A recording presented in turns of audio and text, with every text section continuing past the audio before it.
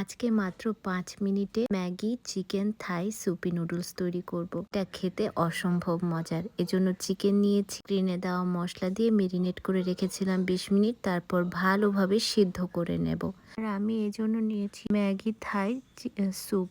একটা পাত্রে ডিমের কুসুম নিব একটা, আমি শুধু ১ প্যাকেট রান্না করব, এজন্য সবকিছু খুব কম কম দেব। একটা মরিচ কাটা, ১ কোয়া রসুন কুচি, ১ স্যাশে ম্যাগি স্যুপ আর ১ চিমটি গোলমরিচ গুঁড়া দিয়ে ভালোভাবে নেড়েচেড়ে নিব। এখানে আমি ৩-৩.৫ কাপের মতো পানি ব্যবহার করেছি। খুব ভালোভাবে নেড়েচেড়ে নিব। আর যেহেতু সুপি নুডলস, সেজন্য একটু নুডলসও দিয়ে দেব। তারপর দেব tomato sauce, sweet chilli sauce, একটু দেব লবণ, একটু চিনি আর এই তো একটু লেবুর রস দিয়ে ভালোভাবে মেখে চেখে আমি এটা রান্না বসায় দেব। আর এই তো চিকেন যখন আমার ভালোভাবে সিদ্ধ হয়ে আসবে, সেই চিকেনটা আমি এর মধ্যে দিয়ে দেব।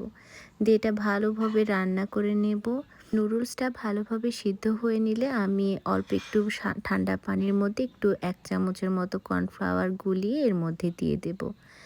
বাস, খুবই মজার হবে। এই সময় আপনারা চেখে নিতে পারেন সব কিছু একেবারে ঠিকঠাক মতো আছে কিনা। এখানে আপনারা চিংড়িও দিতে পারেন, কিন্তু চিংড়ি বা চিকেন কোনো কিছু তেলে ভাজবেন না, এভাবে সিদ্ধ করে নেবেন। আপনারাও ট্রাই করেন বাসায়, এটা খুবই মজার হয়।